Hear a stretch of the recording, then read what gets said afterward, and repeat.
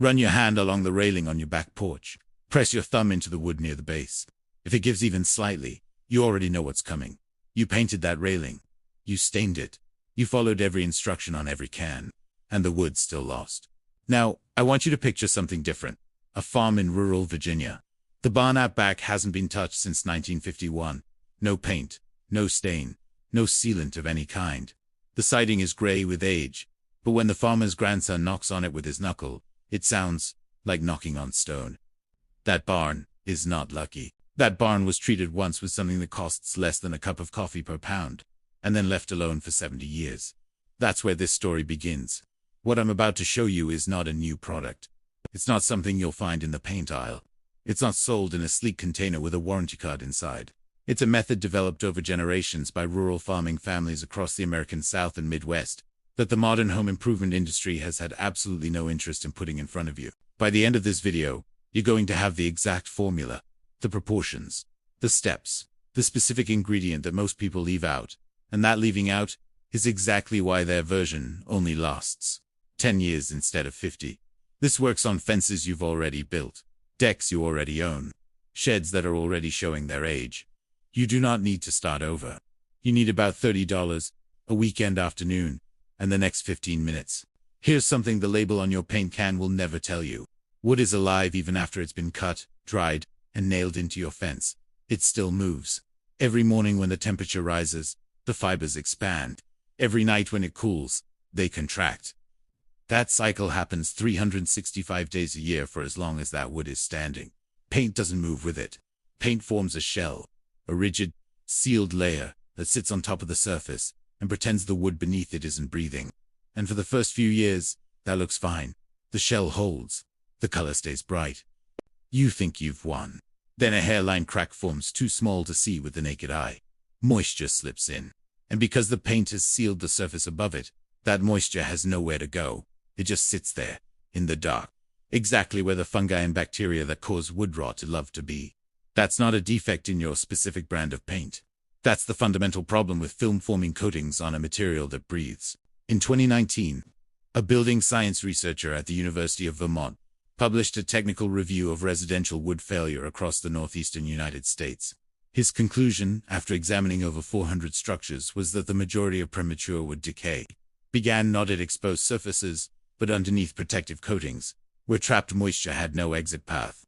The coating did its job. That was the problem. Go back 150 years before the chemical companies arrived, before the hardware superstores, before the paint industry existed as we know it today. Rural families across Virginia, the Carolinas, Kentucky, and Ohio were protecting their barns, their fences, their outbuildings, and they were doing it with materials they could make themselves, or buy for pennies. The base of that system was hydrated lime, calcium hydroxide, a white powder produced by heating limestone and adding water. It has been manufactured on this continent since colonial times. A 50-pound bag today costs between $15 and $20 at any farm supply store. But here's what makes it different from everything in that paint aisle. Lime doesn't sit on top of wood. It penetrates, when mixed correctly and applied to a prepared surface. Calcium hydroxide bonds directly with the cellulose fibers inside the wood at a chemical level. It doesn't form a shell. It becomes part of the structure itself.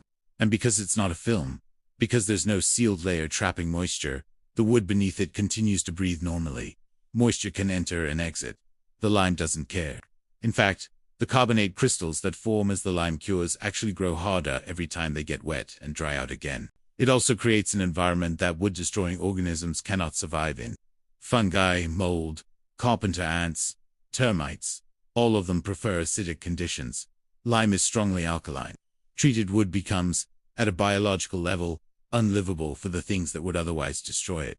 A 2011 survey of historic agricultural structures in the Shenandoah Valley, conducted as part of a Virginia state preservation initiative, documented original lime treatments on structures dating to the 1880s that were still measurably active in the top grain of the wood. Over a century later, the farmers who applied those treatments did not have access to chemistry labs. They had access to a powder, a bucket, and knowledge that had been passed down through their families. Now here's where most people stumble and why you've probably seen versions of this online. That didn't work the way they were supposed to. The lime alone is not enough. Used by itself, hydrated lime makes a decent whitewash. It'll protect against biological decay. but it won't bond tightly enough to handle serious weather exposure over decades. It'll chalk off. It'll wash thin in a hard rain after a few years. The full formula, the one that produces a 50-year result, requires 3 other components, and each one is doing a specific job. The first is skim milk, not whole milk, not 2% skim. The protein in milk, called casein, acts as a natural binder. When lime contacts casein, a chemical reaction occurs that produces calcium caseinate, one of the oldest natural adhesives known to builders. It's what gives the coating its grip on the wood surface. Fat from whole milk interferes with this reaction, which is why skim is non-negotiable. The second is plain table salt. 1/4 cup per batch. Salt lowers the freezing point of the mixture during the curing process, which matters in climates that see hard winters. It also contributes mild antifungal properties and helps the coating cure into a harder final surface. The third is raw linseed oil, not boiled, not polymerized raw. 1 tablespoon per batch. Linseed oil is pressed from flaxseed. It's been used as a wood preservative in Northern Europe for over 400 years. In this formula, it provides water resistance during the early curing period, before the calcium carbonate crystals fully harden. The ratio matters. This is not a recipe where close enough gives you the same result. 4 quarts of skim milk. 1 pound of hydrated lime added slowly while stirring. 1/4 cup of table salt. 1 tablespoon of raw linseed oil. Mix in a plastic or wooden bucket, never metal, because lime reacts with certain metals and the bond chemistry changes. Use a wooden stir stick. The finished mixture will look like thin, slightly cloudy milk. Pick a window in your forecast where you have 3 dry days ahead. Temperature above 50 degrees Fahrenheit.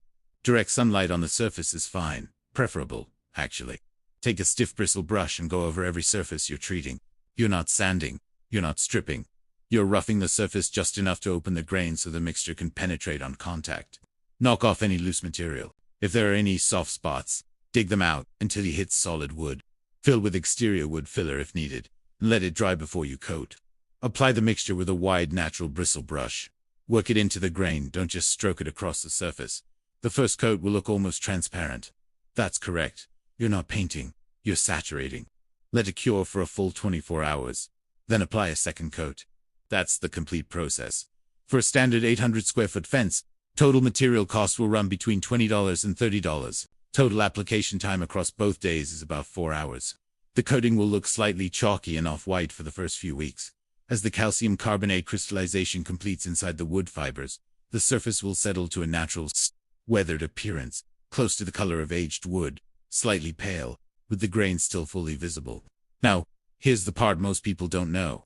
The formula I just gave you will outperform any exterior paint on the market. That's not an opinion.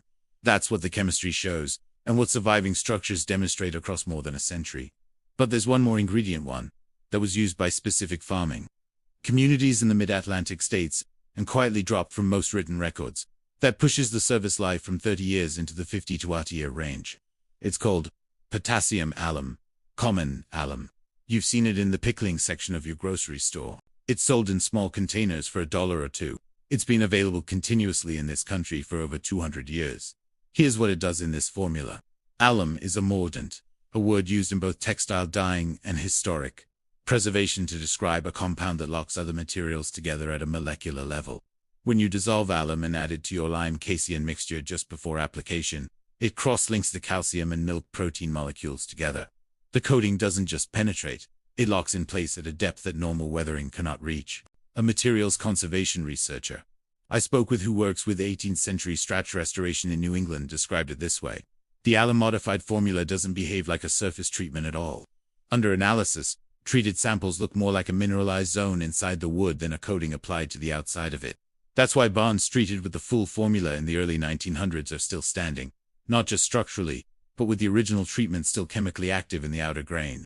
The addition, 2 tablespoons of powdered potassium alum, dissolved in 1 cup of hot water. Add it last, after all other ingredients are combined. Stir it in slowly. That's the complete formula. The one that's been sitting in family recipe boxers and Preservation Society archives while the rest of us were buying 5-gallon buckets of latex every 8 years. Let's put actual numbers on this. The average American homeowner repaints or restains an outdoor fence or deck every 7 to 10 years. A professional repaint on a standard fence runs between $600 and $1,400 depending on your region. Do that 5 or 6 times across a 50-year period, and you've spent between $3,000 and $8,400 on a single fence. That's one fence. Add a deck.